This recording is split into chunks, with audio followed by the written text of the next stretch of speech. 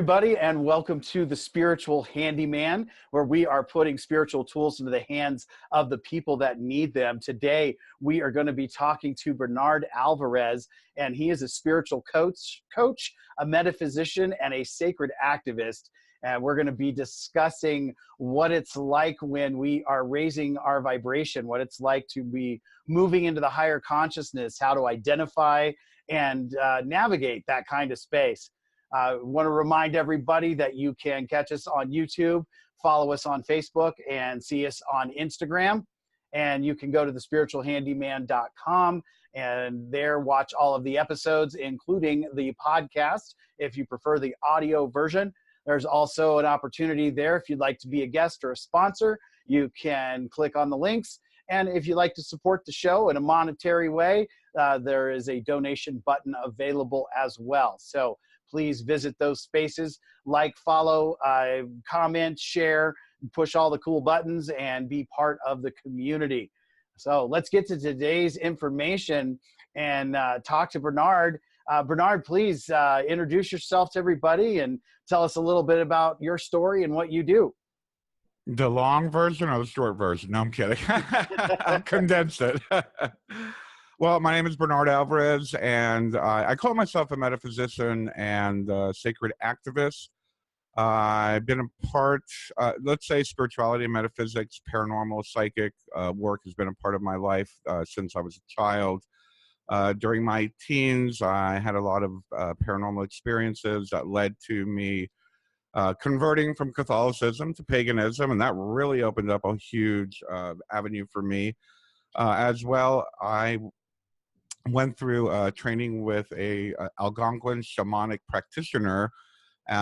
He trained me how to do the path of the shaman, and I did a vision quest, and that really changed my life. In my early 20s, that's when I wrote the Book of One, or at least I wrote the notes for the Book of One, which is actually 4th edition coming out soon.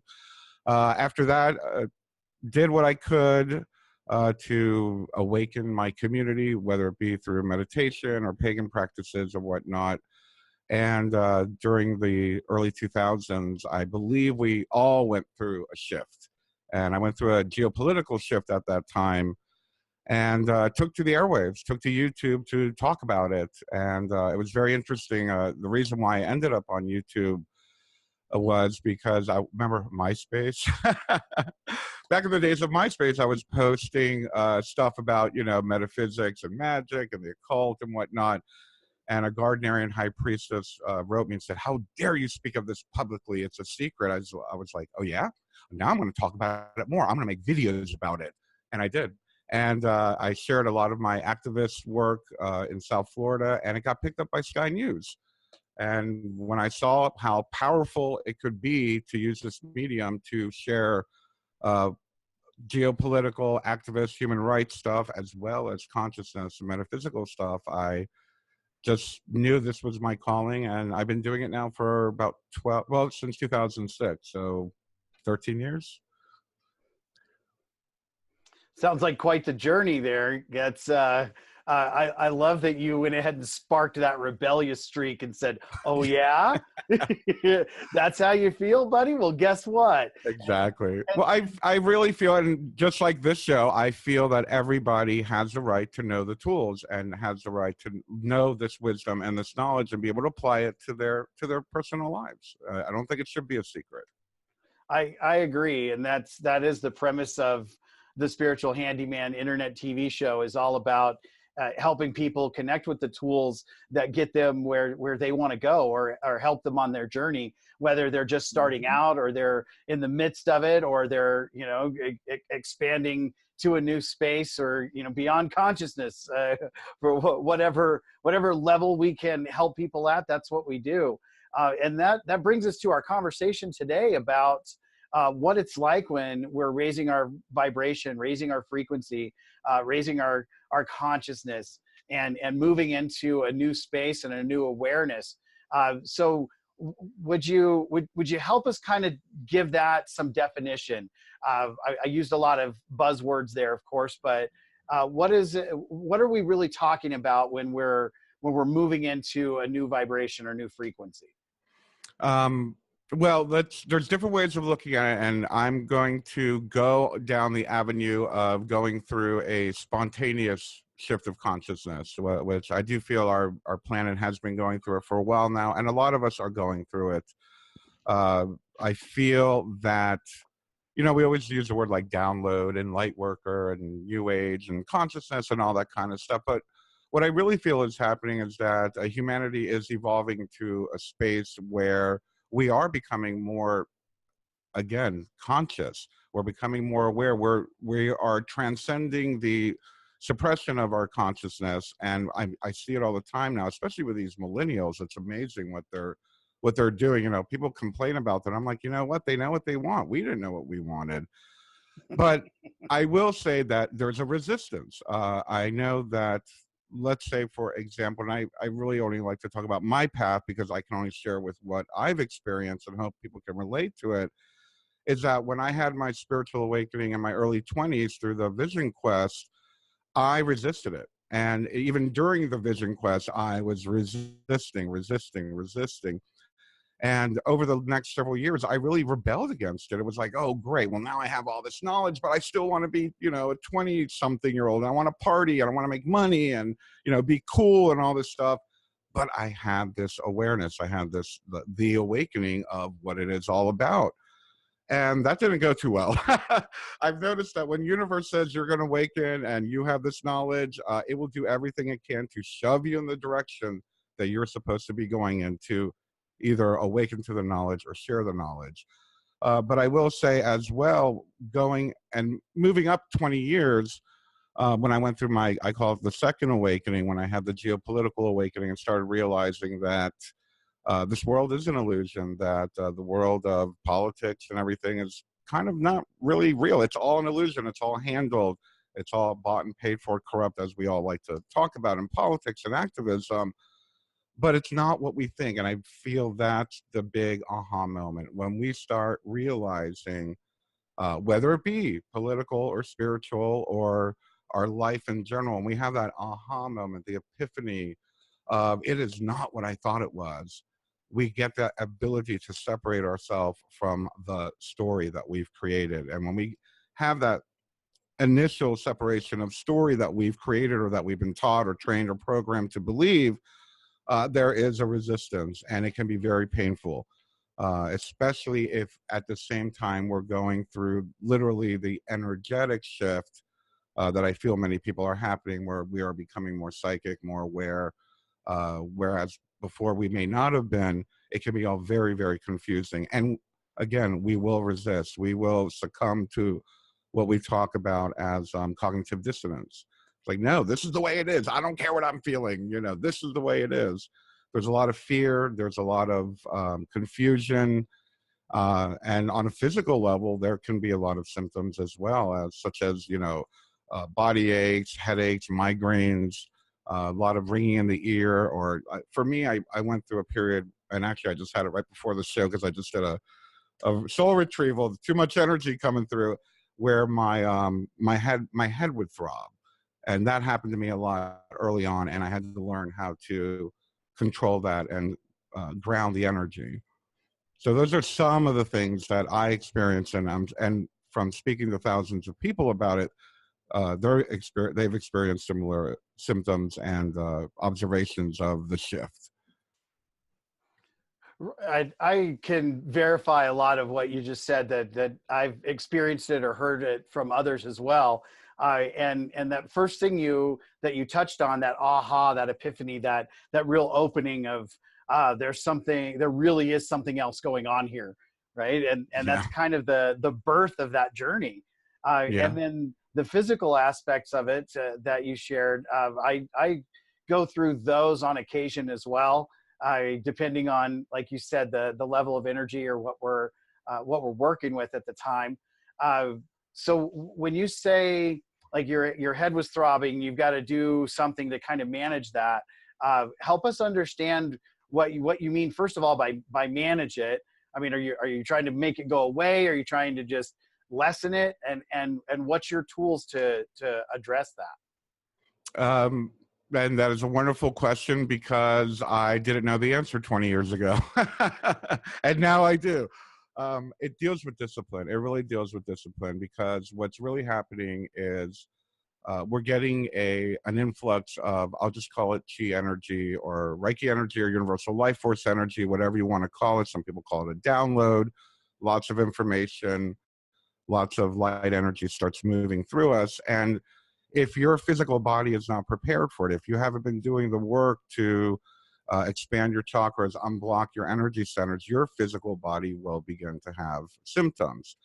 So that feeling of, like I was saying, my face feels like it's throbbing, or my head feels like it's throbbing. I let way too much energy in way too fast. And what happens is that when it first starts happening, we're all like, "Ooh, this is so cool. Oh, I want more. I want more." You know, it's kind of like a kid with a new candy.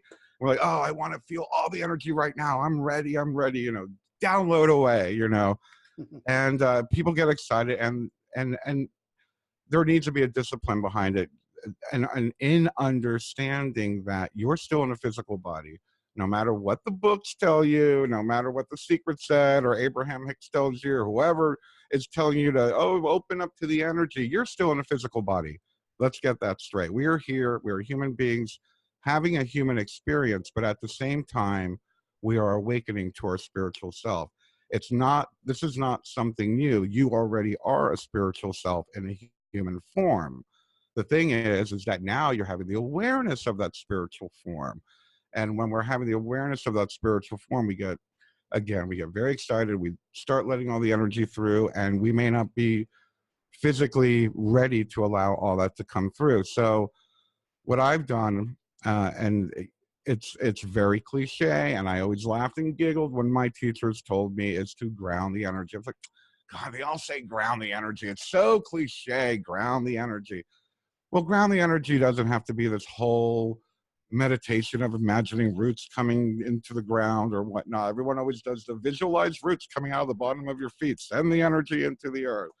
Doesn't even have to be that difficult. I did something as easy as put my hands under cold water and splash cold water on my face. It could be as easy as eating something, putting something to get the blood out of your brain into your belly. It could be as easy as walking outside, literally just walking outside and breathing some fresh air. It doesn't have to be this whole, rigmarole of, oh, you have to ground the energy, bringing the roots into the earth. And it's not your physical form. You can do physical things to kind of ground the energy, and you'll see it stop within moments. That makes a lot of sense, because we do have a tendency to do the whole make it harder than it has to be, right? Simple. I always say that simple is the most powerful, and simple is what works. Yeah. And keep it as simple for yourself as possible. One of the things that I'm really glad you touched on is the ooh shiny syndrome, right? Yeah. Like I've had this spiritual awakening, and now I want to look at crystals, and I want to practice Reiki, and I want to take this class, I want to go to that workshop, but I want to read this book. And suddenly you've got a bag of crystals, a stack of books, and you're signed up for 4 workshops, and you can't keep up with any of it, right? Yeah. We really do try to kind of overload ourselves. It's like, oh, coffee, I feel pretty good. Well, let me have 3 more cups of it, and that's not always the healthiest thing to do. It's not always the way. So it's like anything else. In moderation, it can be very successful, and it can be very useful. But when we allow ourselves to become overloaded, and we don't recognize that and take some precautionary steps and have some, like you said, discipline, it can really get away from us. Right? Absolutely. And unfortunately, an effect of that is that people just shut down. They don't want it. Just like the classes, they take too many classes. It's like, oh, I've taken all of them. I don't need them anymore. Or too much energy coming through. Oh, I don't like the way it makes me feel anymore. I don't want to do it anymore. And that's a shame that people get to that state, because the reality is that awakening and taking those things and learning those things really is about making this whole experience better. It's about enhancing what we're doing here, right? And waking up as a spiritual being and becoming connected with that doesn't take us away from our humanness. It's sort of impossible to do that. without an actual separation of our soul and our body. So, while we're here, we might as well practice the practical things that keep us here. And grounding is, the first step to that. And a lot of people do they talk about the meditation, and I'm gonna, float off to this place or go over to this place. And I personally, meditation to me is just being quiet and being in the moment, and that's enough, right? Yes, absolutely. And I feel that we make meditation a lot more harder than it really needs to be as well. Yeah. And that, talk about cliches, right? Yeah. Meditation, yoga, Reiki, those things have become that sort of mainstream go-to for everything. But in cliches, there's often, a kernel of truth. There's a reason that they became cliches. There's a reason that those things work, and applied correctly and done in a way that's good for you. Those things are wonderful tools, right? Absolutely. So as you were progressing through your consciousness shift and your personal awakening, what outside of grounding, once you got kind of used to that, and then you're experiencing the growth, it's still kind of happening, right? What other tools do you have to share with folks that worked for you? Well, meditation is number one. It's key. It's number one. I've just learned that even 5 minutes of meditation a day is the minimum. And actually, it could be the maximum. It doesn't need to be a 20-minute. Yeah, sure, in the beginning, I started off doing it 20 minutes a day or an hour a day or whatnot. But 5 minutes, and I practice simple Zen meditation. And Zen meditation is probably the simplest. It's literally closing your eyes and counting your breath. That's all it is. Counting your breath. I count up to 5. I'll take a break. I'll count up to 10. I'll take a break. I'll count up to 20 breaths. I'll take a break. And then I'm done. And it's just a matter. And what that does for me is it promotes mindfulness and being able to be focused on the moment. In the very beginning, I will say that being vigilant as to what I exposed my senses to was key. I didn't watch television. I didn't listen to radio. I was very careful not to overstimulate my senses. It was very important. I think it's Ram Dass that says that when the tree is small, you put a fence around it so the sheep don't eat it. But when the tree is big, it can provide shade for many. And I took those words to heart, and I was very, very careful, and I still am mindful as to what I allow into my senses, whether it's visual, auditory, or your mouth, what you're tasting, what you're smelling, what you're seeing, what music you're listening to, all with the outcome of becoming mindful. I'm not one person. I'm not the kind of person that likes to multitask, because to me that's not being mindful. I do one thing at a time. When I'm done with that one task, I'll move on to the next task. My friends laugh at me because my whole life is on my Google Calendar. And I'm like, from 9 to 9:15, shower, or whatever. But everything, if it's not on my calendar, don't ask me to do it, because I need to be able to focus.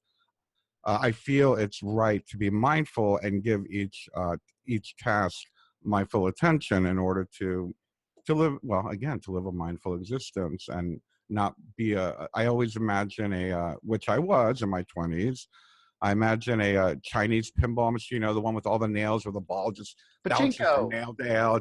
Yeah. And I don't want my life to be that way. And actually, our lives are not meant to be that way.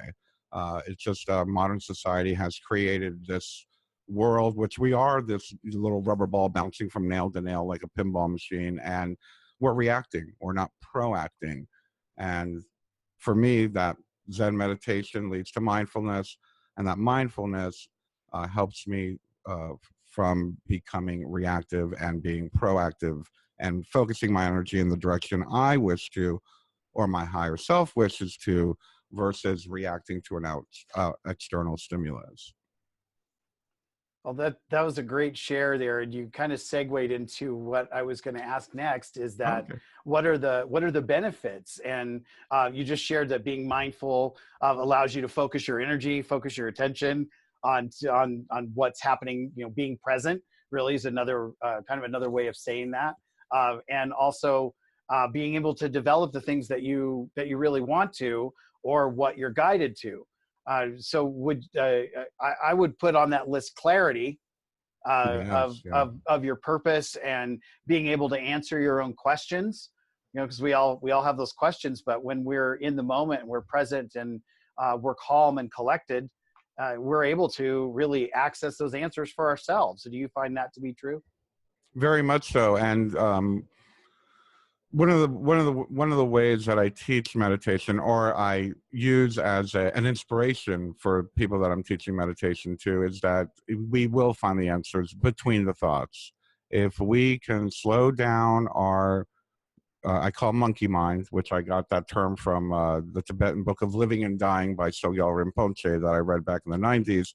I love that term, monkey mind. We're jumping from thought to thought to thought, like a monkey jumping from branch to branch to branch. But if we can slow our mind down enough to where we can go to that quiet space between the thoughts, right now a thought rises, it peaks, and then it goes back down into the ethereal, into bliss. If we can go between the waves, between the thoughts, we can connect with our higher self. If we can connect with our higher self, then we will get all the answers that we need, the direction and the discernment. I think discernment is a very important tool that we could utilize, and especially in today's world, discerning the truth and what isn't true. We always say we feel it in our gut. Well, how do we feel it in our gut? By quieting our mind. All very accurate, and just adds to the fuel of why would I want to identify when my consciousness is shifting? How can you kind of not, once you realize it's what's actually happening around you is so much of it is the smoke and mirrors. And then what are the symptoms of what that's like, and allowing that new information and that new levels of energy to assimilate in your life, and physically, what does that entail? And then doing the due diligence, figuring out what works for you, whether that's a real meditation of Zen meditation, like you're saying, or cooking or gardening, or something to quiet your mind and help you find that space. And it leads to such amazing things. It opens all the other doors. And you don't get there without doing the work. And a lot of people want to jump the fence and just have the peace and the tranquility with just give me the code, tell me the thing. Right. Yeah, I get that a lot from some clients. I'm like, you're gonna figure it out. I don't know what to tell you. Well, and it's what it is for each person, right? And when I work with people, that's my agenda stops with providing you with the best possible information, right? Just because the reality is that your spiritual journey is your journey. It's not my journey. That's right. Like you do, Bernard. I share with people what my authentic experience is, and hope that is helpful to somebody else. And if it is, great. If it's not, then there's another tool and another process, another way. And that's what the show is about, right? Providing as many possible avenues of understanding what you're going through and how you're expanding, and finding ways to manage that and increase it and embrace it, quite frankly. Exactly.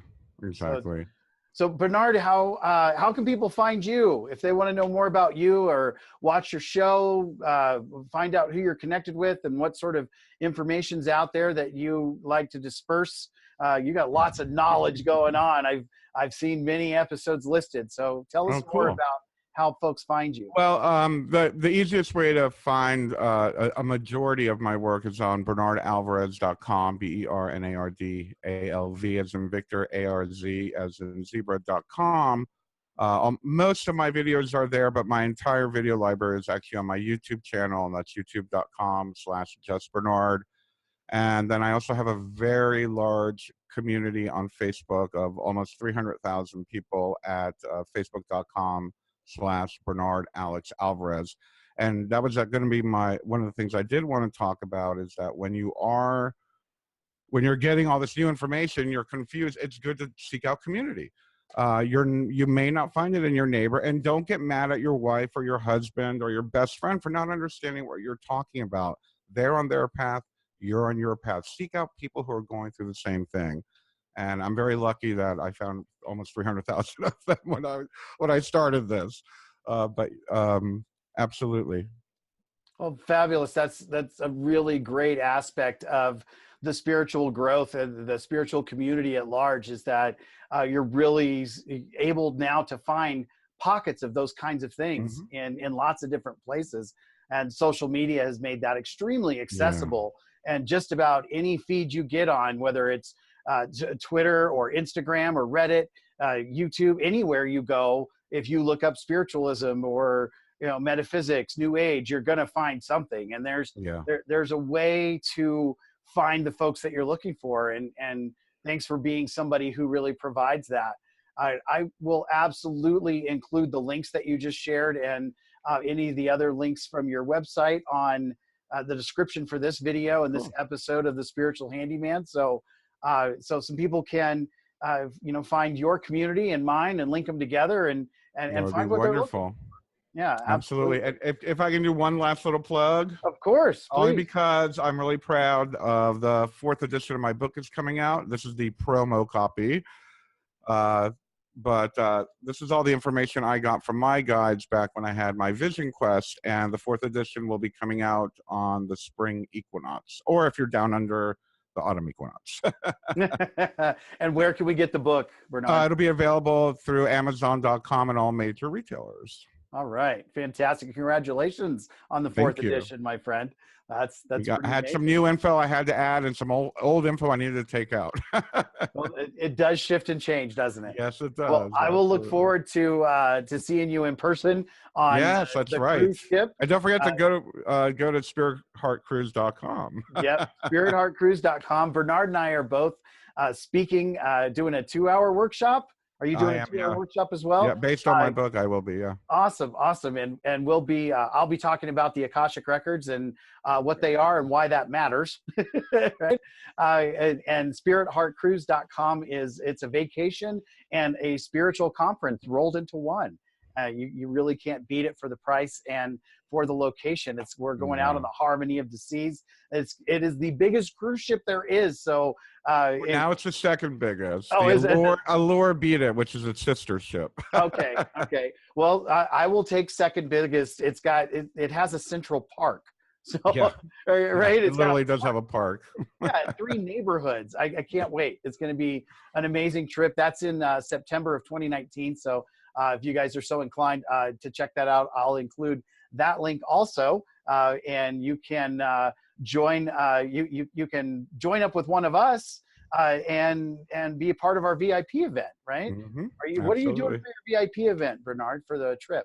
I haven't decided yet. As a matter of fact, I'm going to be sharing a room with Miriam Delicato, and we might be doing something together, which should be very interesting. So we'll make it a longer VIP event versus a short VIP event. But very cool. Very cool. Collaboration, always a good thing. Yes. I am going to do a shamanic journey on the beach is going to be part of the VIP event. So I'm really excited to do that and looking into when and where that's going to happen. So stay tuned, folks, for that on the Spirit Heart Cruise, and feel free to reach out to Bernard through his channels. Check out his YouTube at Just Bernard, and definitely check out his show. There's a lot of great information and a lot of mind-blowing things going on there. So Bernard, thanks so much for taking the time to be a part of our community and for helping us out with some tips and tricks today. We appreciate your presence. It's been a pleasure, Jason, and I appreciate you having me on today. Thank you. All right, folks, that's going to conclude this episode of the Spiritual Handyman, and we will catch you guys in the next one. Please take an opportunity to like, share, subscribe, and comment. Be a part of the community, putting spiritual tools into the hands that need them. We will see you in the next episode. Thanks a lot.